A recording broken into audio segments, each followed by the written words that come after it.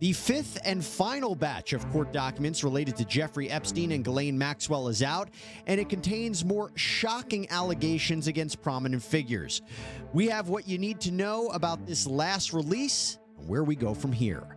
Welcome to Sidebar, presented by Law&Crime. I'm Jesse Weber. Well, this may be it.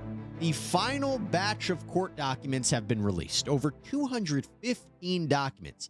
Now, as a reminder, all of this legal paperwork in the Jeffrey Epstein case, it is being released thanks to New York Judge Loretta Preska, because she decided back in December that documents related to a defamation lawsuit filed against Epstein's madam, accomplice, Ghislaine Maxwell, this was filed by Epstein accuser Virginia Giuffre, that all of this could be unsealed and made public, with most John and Jane Does to be identified. Now, of course, Jeffrey Epstein was the financier and sex offender who pled guilty to state sex crimes charges back in 2008 in Florida under a very controversial non-prosecution deal that saw him avoid facing more severe charges. But as we know, he was rearrested years later on federal sex trafficking charges. And while he was awaiting trial, he apparently killed himself in his New York jail cell in 2019. Maxwell, his accomplice, was convicted of sex trafficking in 2021, and she's currently serving a 20-year prison sentence. Now, Virginia Giuffre, formerly Virginia Roberts, she had filed this defamation suit against Maxwell in 2015 for statements that were made by Maxwell questioning Giuffre's claims of abuse. The case was settled out of court, but there were still huge amounts of court filings that the media outlets wanted access to, right? Transparency. Now, to be clear, and I say this all the time, not everybody named in these documents is accused or guilty of nefarious or criminal activity or knew what was going on. They could be former employees, victims, associates, or just even people mentioned in passing during deposition testimony. Okay. Now, what do we know? We know that more than 1,000 pages of documents have been released over the last week, week and a half, 2 weeks. But now, included in that list is a sworn deposition with Epstein himself in 2016. Now, what did he say? Maybe not surprisingly, he repeatedly invoked his Fifth Amendment right, protecting himself from self-incrimination. Not that surprising. Now, a lawyer for Giuffre had asked Epstein repeatedly about all the accusations against him, about whether or not Giuffre had had these sexual encounters with powerful men like Prince Andrew, the Duke of York, even kind of minor things about his cell phone number. But the lawyer also wanted to know if there was any attempt to blackmail these men. Epstein said the word fifth more than 500 times in this deposition. So he didn't give them anything. He even refused to acknowledge that he knew Ghislaine Maxwell at all. Now, we've told you before here on Sidebar about Giuffre's accusations against Prince Andrew. She claims that she was forced to have sex with him despite being underage. Prince Andrew has always maintained that he didn't even know Giuffre, despite there seemingly being a photo with her with Maxwell in the background. But let's talk about Giuffre's 2016 deposition. There's a lot to talk about here. So this was released in the latest batch of documents. And first, she claims that she was paid $10,000 to $15,000 for one sexual encounter with Prince. She also explained that she had been paid $160,000 by a media organization for articles and the photograph of her with Prince Andrew. Now, Giuffre filed a lawsuit against Andrew, and he paid an undisclosed amount of money in 2022 to settle the suit. He didn't admit any wrongdoing or liability, but the settlement was reportedly millions of British pounds. Now, in the latest deposition paperwork, Giuffre denied having ever been sex trafficked to any presidents, but said that she did have sex with a well-known prime minister. She refused to name who that person was. She said, quote, "If I can just say, I personally know that this is not a good person to talk about, and I'm not going to point blank, I'm not going to say his name." Well, here's another revelation that's probably going to send shivers down your spine. I know it did with me. In this 2016 deposition, Giuffre claimed that Epstein had a room known as the dungeon inside of his New York City townhouse. She testified, quote, "So there was pictures on his desk in the office and around that room. And then there's this room that I refer to as the dungeon that had a huge photograph of me and another girl. I mean, huge, as in bigger than that wall cabinet. There's a painting of both of us doing salacious acts together." And when asked what she meant by salacious acts, Giuffre said, "Sexual acts." You know what I'm saying? According to Giuffre, there were Also, nude photos of victims all over Epstein's properties, including Little St. James Island, a home in Palm Beach, Florida, his Manhattan townhouse, his New Mexico ranch. She said to the best of her knowledge, guests to the properties really wouldn't be able to miss these photographs. For example, Giuffre claimed that in Epstein's Palm Beach home, there were at least 50 photographs on the hallway table right as you walk into the house through the front door. Sticking with Giuffre's deposition, now let's talk about Gwendolyn Beck. So according to Giuffre, Gwendolyn Beck, the ex-girlfriend of New Jersey Senator Bob Menendez, often participated in orgies with Jeffrey Epstein and underage girls. Yeah, in that 2016 deposition, Giuffre was shown a list of names and asked which one she was not trafficked to when she was a teenager. She replied, Gwendolyn Beck. I wasn't trafficked to her. She was just part of some of the trafficking. And when an attorney asked what that involvement was, Giuffre replied that Beck was involved in some of the orgies along with Epstein. Now, Beck has been connected with Epstein before. That's not new. There were photographs of them together at events, but it's our understanding that this is the first time she has been accused of any wrongdoing publicly. By the way, Beck actually ran for Congress in 2014. It was unsuccessful, but Epstein made a donation of more than $12,000 to that campaign. At the time, she told a Virginia media outlet that she accepted the donation out of, quote, forgiveness. Remember, at this point in time, Epstein had already been convicted of soliciting a minor for prostitution. She said at the time that she hadn't spoken with Epstein personally in years. Beck said, quote, during my years at Morgan Stanley, I managed a portion of the investment funds and knew him personally. While the press has tagged him as a man of mystery because they can't explain how he made his money, it's mostly a combination of real estate and complex derivatives. At the time, he had a girlfriend he was very close to and was a hardworking, thoughtful man.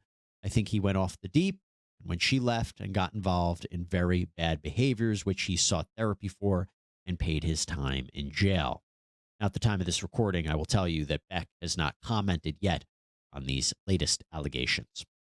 Billionaire Les Wexner, founder of L Brands, that founded the business empire that owns Victoria's Secret and Bath and Body Works. He was mentioned again in this final document dump. We've mentioned him before in previous Sidebar recordings, but in this latest document dump, Giuffre says that she was trafficked to Les Wexner for sex multiple times and that he, quote, participated in sex with minors. She claims Maxwell instructed her to wear outfits like lingerie for Wexner, and that is something, by the way, that Maxwell categorically denied in her deposition. Giuffre seemed to suggest that she and Wexner had a sexual tryst with Epstein associate Sarah Kellen, too. Giuffre said in the deposition that she planned to sue Les Wexner. She said, quote, I wanted to see him come forward. I wanted justice to happen. I wanted him to own up for his wrongs. Now, Epstein was Wexner's personal finance manager for years. Wexner has previously denied all wrongdoing, apologized for his association with the convicted sex offender, and in fact, an attorney named Brad Edwards, who had represented Giuffre at one point, said that he had doubts about his client's claims about Les Wexner, saying that Wexner's denial about knowing what Epstein was up to was very likely to be true. Mr. Edwards said, quote, we have not seen where he is in the company of Jeffrey Epstein at the time when he was engaging in these things. In fact, it's very seldom that many of the victims actually even met him or saw him. I do know that there's a lot of business ties to him, but other than receiving information about their business connection, I don't have any information to believe otherwise.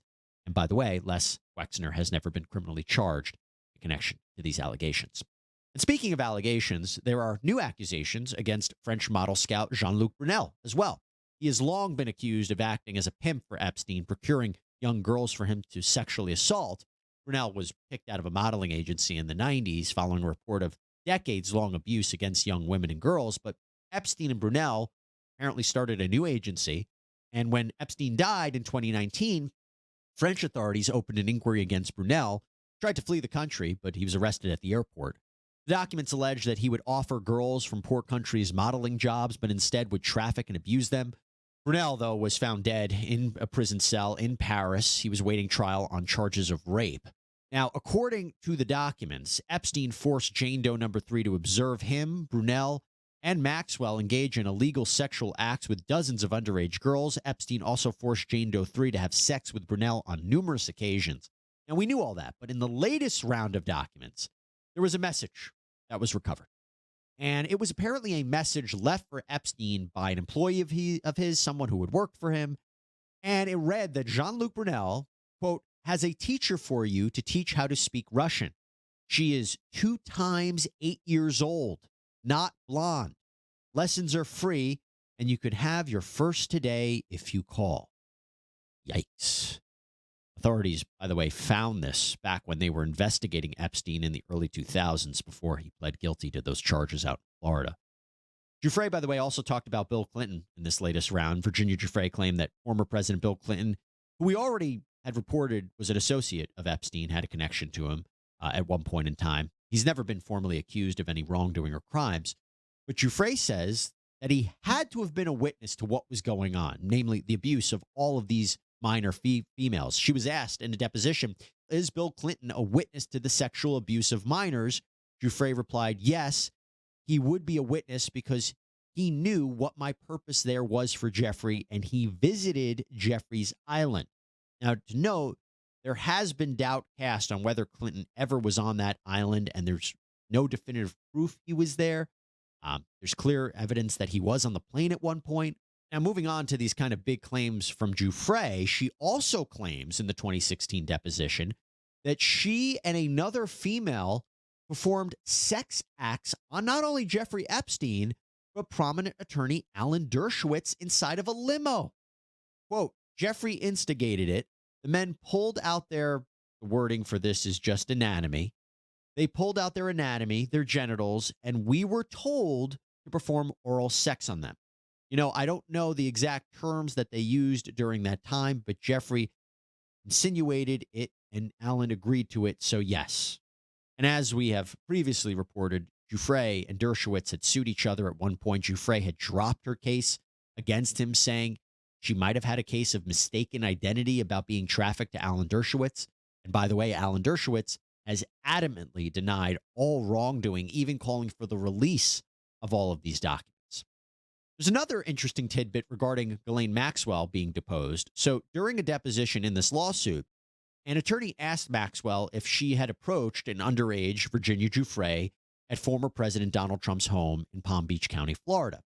Maxwell said, quote, first of all, we can all agree here, all of you sitting here, that the lies that you perpetrated in the press that she was 15, and we should all agree now that that is fake, a lie that was perpetrated between all of you to make the story more exciting. Can we agree on that?